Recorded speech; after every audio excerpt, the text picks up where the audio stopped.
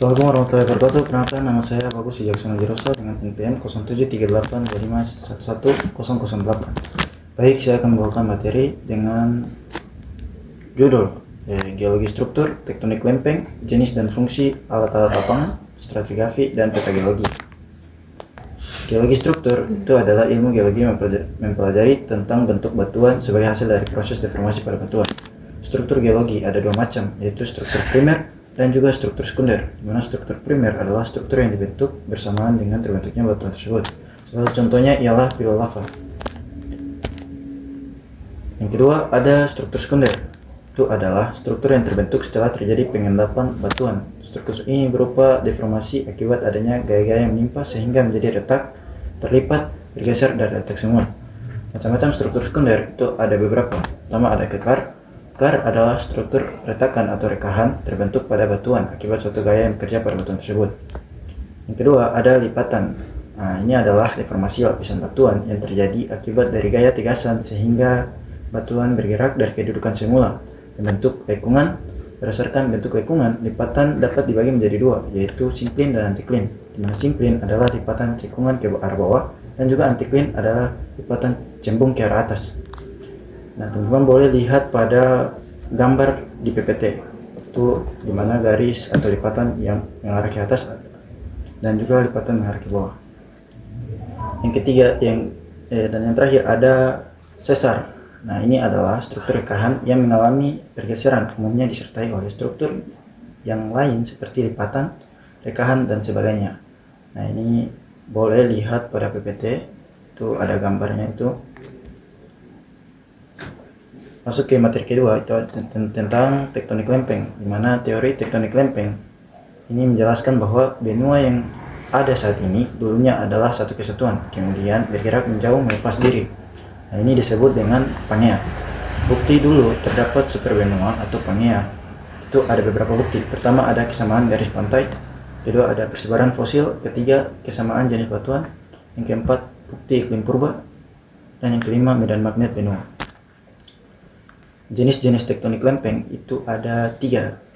Pertama ada divergen atau zona di mana lempeng-lempeng saling menjauh satu sama lain.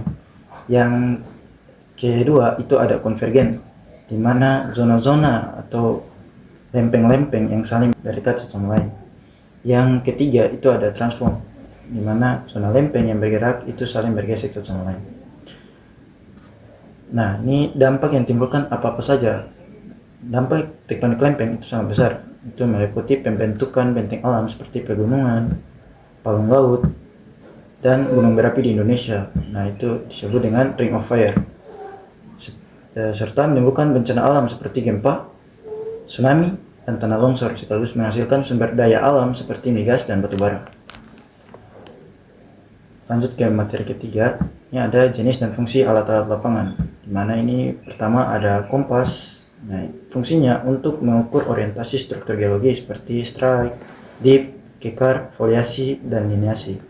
Kedua ada paleogeologi, di mana yang kita ketahui bahwa paleogeologi menjadi dua macam, di mana ada palu batuan beku dan juga palu batuan sedimen. Fungsi dari kedua alat ini ialah untuk membelah atau memecah untuk mendapatkan sampel yang segar. Yang ketiga ada GPS. Nah, di mana untuk melihat atau mencatat koordinat lokasi pengamatan. Selain itu untuk juga membuka jalur pemetaan atau menentukan jalur pemetaan. Yang keempat ada HT, di mana sebagai alat komunikasi untuk koordinasi antar anggota tim pada saat di lapangan. Yang kelima ada mistar busur derajat. Nah, ini untuk menentukan atau mengukur titik pada peta. Baik, selanjutnya lanjut ke materi selanjutnya mengenai stratigrafi. Stratigrafi itu merupakan cabang ilmu geografi yang mempelajari atau menentukan batuan melalui lapisan yang dapat menjelaskan proses pembentukannya. Nah, ini sering disebut dengan skala waktu geologi. Hukum stratigrafi itu ada beberapa. Pertama ada hukum horizontalitas. Nah, ini akibat adanya gaya gravitasi, lapisan endapan sedimen tersusun secara horizontal. Yang kedua ada hukum superposisi. Nah, di mana lapisan batuan yang berada di bagian bawah itu umurnya relatif lebih tua, sementara lapisan yang berada pada bagian atas itu lebih muda.